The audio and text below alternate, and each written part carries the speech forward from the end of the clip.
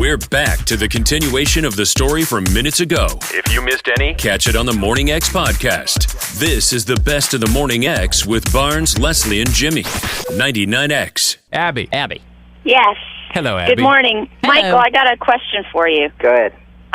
You seem you're in this dilemma. You've made a compromise by not watching as much sports. And at first it seems that she was making the compromise by not smoking around you. But now that compromise is not happening. You're still not watching as much sports around her, but yet she's starting to smoke more. And I agree with the gentleman before. It's a decision that you need to either accept her for how she is or move on. Being that you've made the sacrifice, you've compromised, part of what you like to do. Yes, it is an addiction, but you know what? They've made it a lot easier now for people how to stop smoking. If they want to.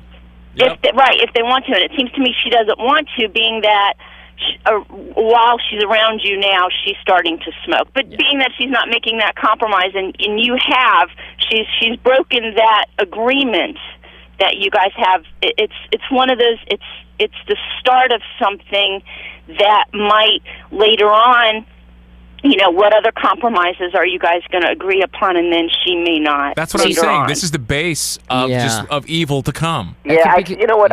We are over. The only reason I mentioned the sports thing is because Barnes asked me the question, and it was never laid out to be, I'll give up this, you give up that. No, but the undertones of you watch too much sports, I've heard that before.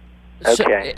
So again, she's not that's smoking. a social thing, and you should. I married a gentleman, and I love sports, so we both, we watch college basketball together, and that can be something that it's hard when you're looking at something that you enjoy doing that doesn't affect your health, whereas she's doing something that affects her health and your health and anybody around you. Yep. Do you think? So in other words, so she is smoking more now than she was like 7 months ago around you. Is she smoking more now? Yes.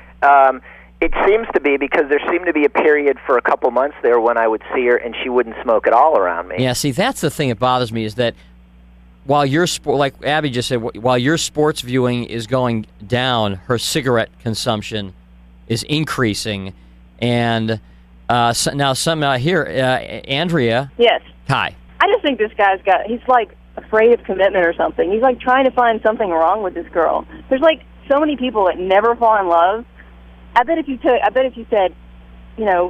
everybody who can't find somebody, call up. I mean, there's probably like millions of people who can't even find somebody. This guy's found somebody he's in love with, and he's bitching about 2 cigarettes a weekend.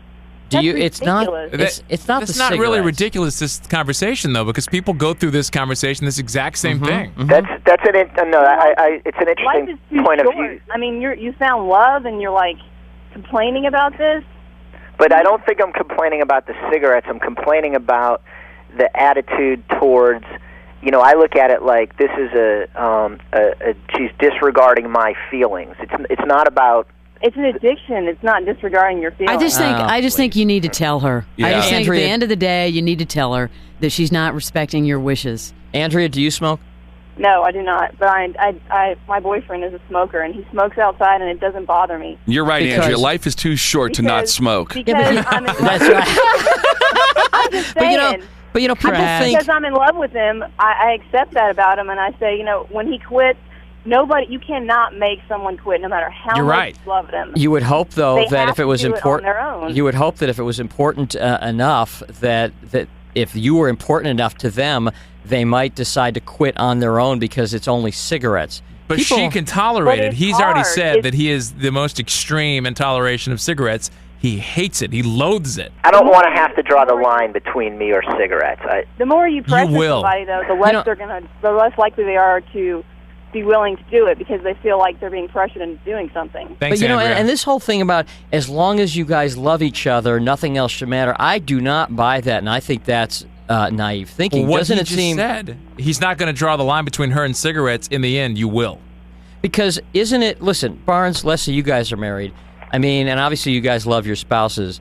But isn't what keeps couples together, like the day-to-day getting along, the day-to-day seeing eye to eye on things, the fact that you guys can cohabitate together and that you see commonality. I mean, that's the stuff that is really the thing that binds couples, isn't it? Absolutely. Because I just think, though, if you're being open with someone and you say, this really bothers me, and they don't hear you, that's the problem. George, make it real quick because we've got to run, but this is worth hearing. Okay. I smoked for 2 years, and I got up with a girl. She didn't like me smoking, so I quit for her. It's been about 4 months, and I think that if she loves him as much as he loves her, I think that she should quit for him, because apparently he loves her a lot, and I don't know. And Jimmy, I'm glad we... Thank you very much, George. Well, I mean, that's the proof that, it's proof that if you want to quit, you can quit. And we all know that. Good luck, Michael. I want to get the update on that when you're done dealing with it. Yeah, I hope we've helped a little bit. Yeah, it's good to hear different opinions. Yeah, I hope we've confused you now. I hope we haven't confused you thoroughly now. I'm thoroughly confused. I'm going to have to talk to her about it, but I just don't know how hardline to be about it. Thanks, Michael. The best of the Morning X on 99X. Barnes, Leslie, and Jimmy. The original 99X. I'm Paula Pan. I help people make the smartest money decisions possible because let's face it, money's too important to wing it. What you'll hear is a couple money geeks sitting and talking about this stuff that we're so passionate about. You name it, anything that's on your mind, retirement debt, student loans, saving for college. It's a personal finance journey. It is a wide-ranging squirrel conversation about the topic of personal finance and good financial planning. Super fun. Afford anything. Follow and listen on your favorite platform.